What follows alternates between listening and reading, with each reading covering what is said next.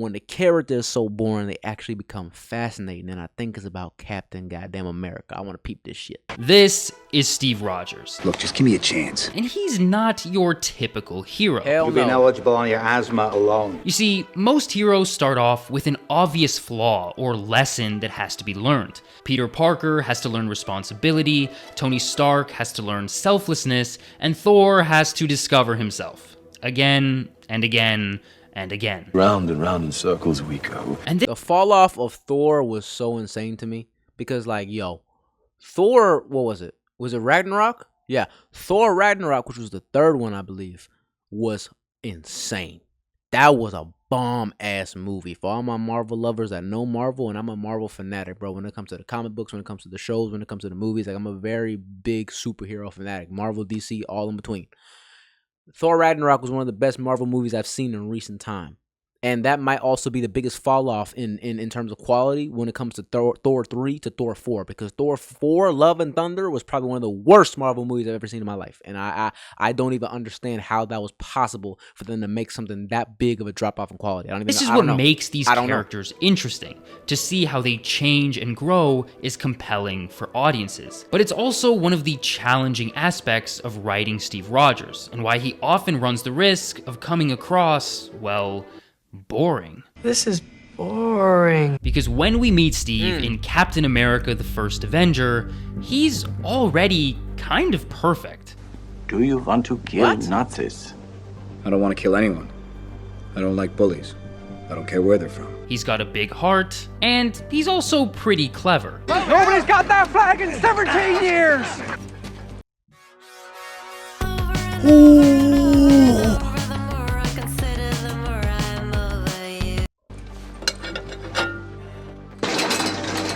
Steve doesn't really have a flaw in the way that most heroes do. I mean, other than being a bit skinny, which clearly is nothing that a bunch of steroids can't fix. Alright, bro, a bit skinny is a bit of an understatement because he was literally borderline anorexic. And this puts him in a strange situation. A character that doesn't really have a character arc throughout their film. The movie ends with his sacrifice. I gotta put her in the water. But he was willing to sacrifice his life from the beginning.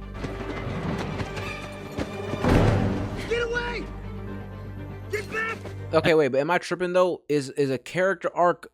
I mean, I guess character arc is like character development. I get that, but like, isn't a character arc him being somebody who got superpowers, right, and became a superhuman or super soldier, whatever it's called?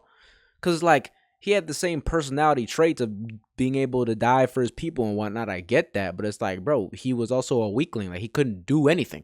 And then he had to also learn how to come to terms with... Actually, wait, no. You know what? Never mind. Actually, I feel like I know what they're going to say. I'm not even going to say it. And while not really having a character arc might have worked for the first film as it's his introduction, Marvel Studios knew that that wouldn't cut it for future films. They had to find a way to evolve the character. Yeah, see, this is why I'm glad I didn't say anything.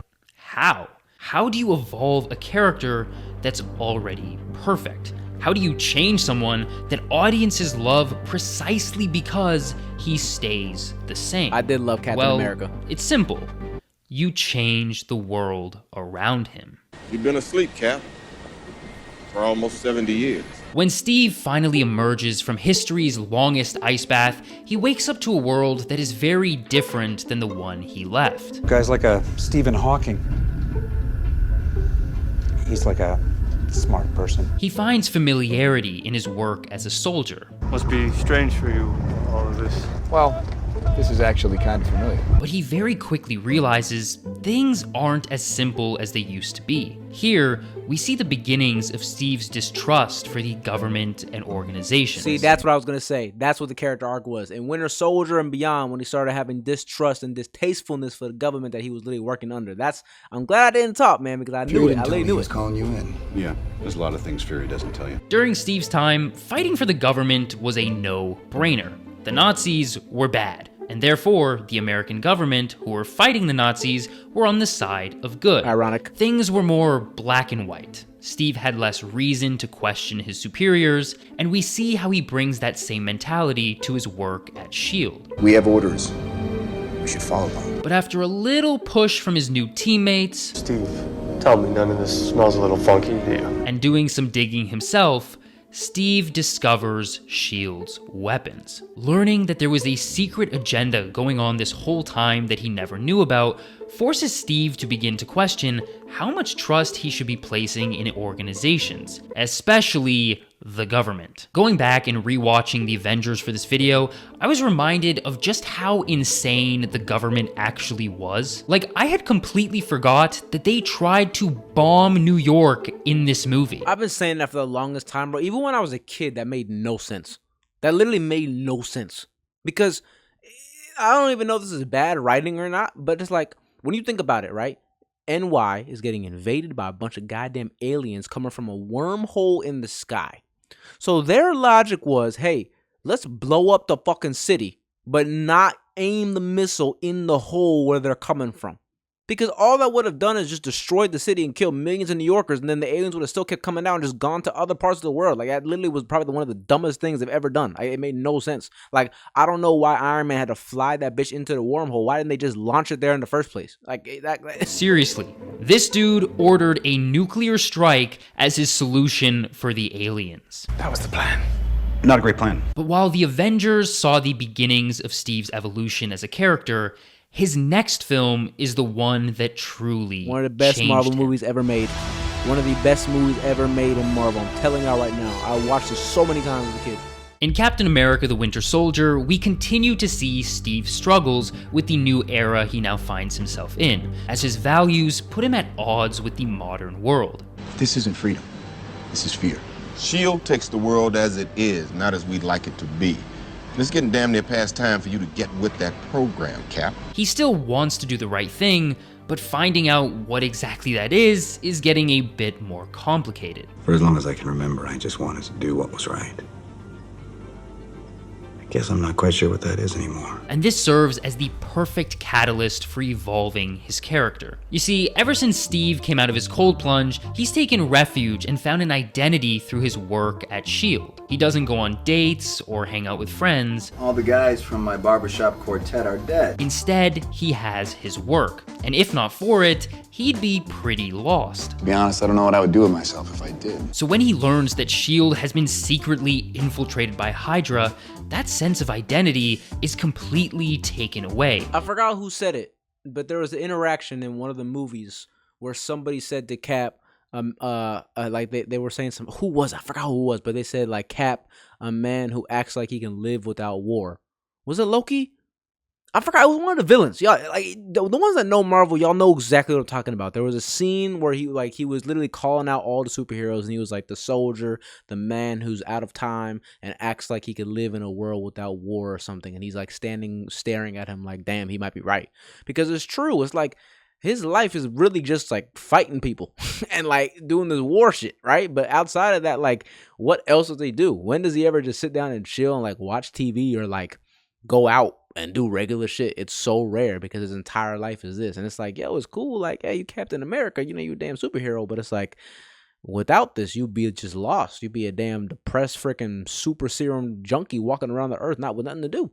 And he realizes that in order to do the right thing, who he is in this world has to change. And so, the Star-Spangled Man is now a fugitive of the government. This is the paradox. Steve himself has not actually changed, but since the world around him has, so has his position in it. And this is what the Russo brothers did so brilliantly. W. With Russo most brothers. characters, to see their growth, we put them in the same situation, and we see how they respond differently. Look at Tony Stark, for example. In the beginning, his situation is a man with access to a lot of power, and we see how he uses that power in not the best way. But by the end of his movie, in the same situation, once again, a man with access to a lot of power, we see that he's now dedicated to using that power in a much more positive way. I came to realize that I have more to offer this world than just making things that blow up. And that is why, effective immediately, I am shutting down the weapons manufacturer division of Stark International. And this is typical of a lot of heroes, but with Steve, it's the opposite. Instead of putting him in the same situation and seeing how he responds differently, we actually put him in different situations and see how he always manages to respond the same, doing what he thinks is right, no matter the circumstance or severity of the consequences. The price of freedom is high. It always has been. And it's a price I'm willing to pay. Now, during The Winter Soldier, we saw how the privacy of citizens was being violated. But you don't have to worry about that as long as you use ExpressVPN. ExpressVPN encrypts and reroutes. That was a good way to smoothly transition to your goddamn sponsorship. We're not watching that. Stays a complete for home. No, we're not here for that. No, we're not here for that. Not here for that. And now back to talking about damn right, bro. Get this shit out of my face. So if The Winter Soldier is the movie that changed Captain America, then the rest of his journey is the consequences of that change.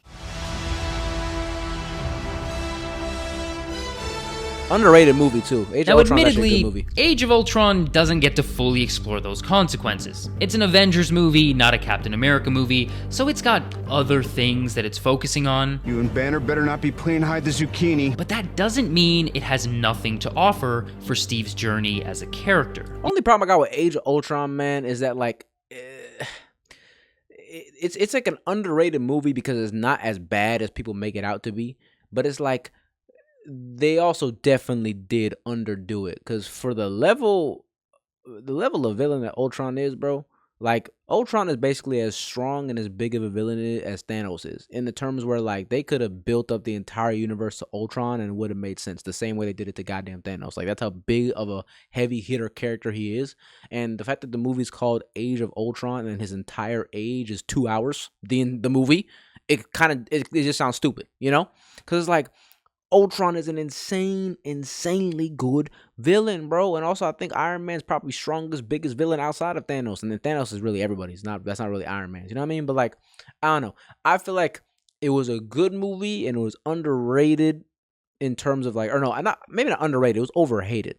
But I think it was also better than what people gave it credit for. I just don't think they dove into the topics as well as they could have. Like, Age of Ultron should have been low-key split up into multiple movies, if I'm being real with you. See, there's actually secretly been a second character arc happening for Steve this entire time.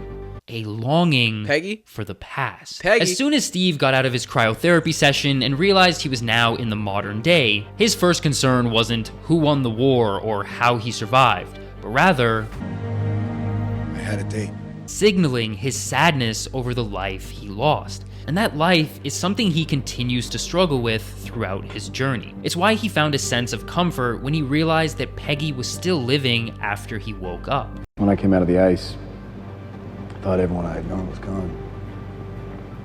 I found out she was alive.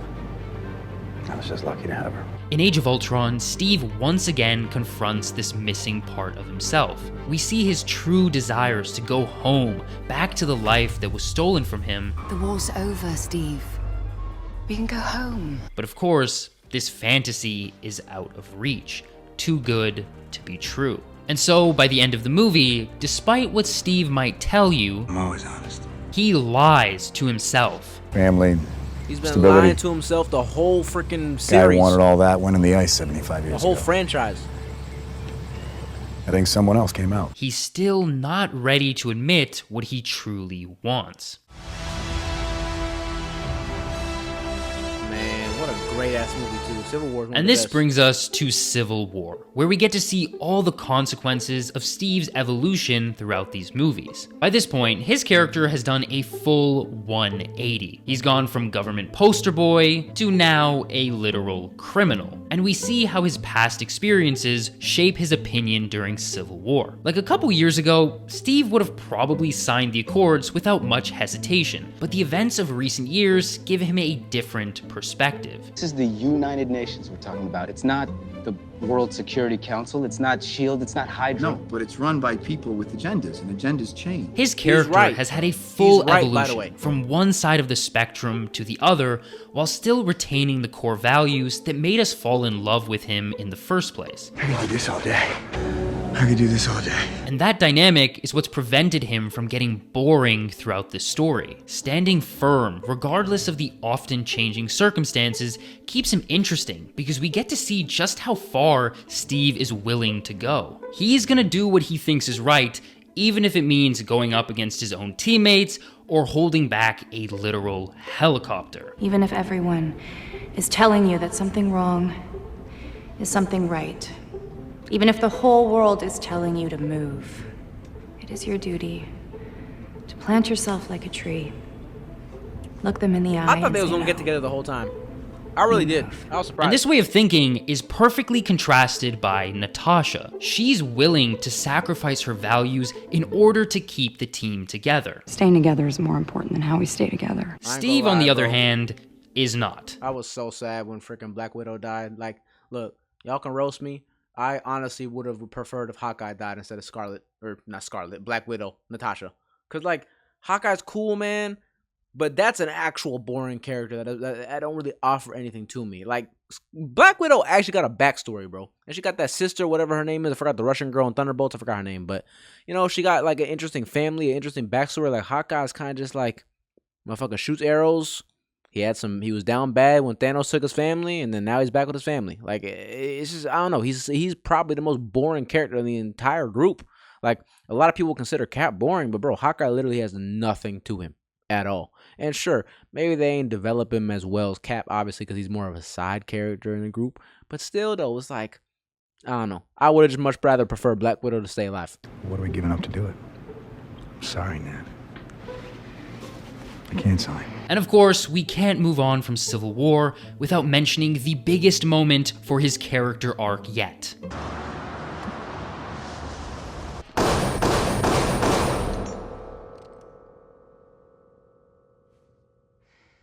Yes. Okay, so Steve has had a complete arc throughout these movies, so there's only one question left to ask.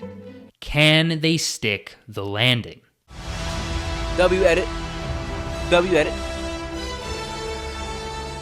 Yeah, nothing really happens for Steve in this movie, so, moving on.